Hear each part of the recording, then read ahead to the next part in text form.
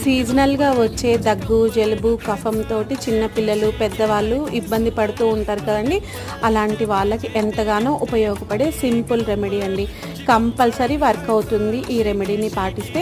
First ఇలా spoon కానీ గంటెని కానీ దాన్ని కొంచెం గోరువెచ్చగా చేసేసి, ఆ స్పూన్ గోరువెచ్చగా ఉన్నప్పుడే ఒక స్పూన్ తేనె, కొంచెం మిరియాల పొడి వేసి, అలాగే కొంచెం అంటే కొంచెం ఉప్పు వేసేసి ఈ మూడు బాగా కలిసిపోయేలాగా బాగా మిక్స్ చేసేసుకొని మనము ఈ తేనెను ఇలాగే నాకేసాము అంటే కంపల్సరీ కఫం నుంచి మనం బయటపడొచ్చండి.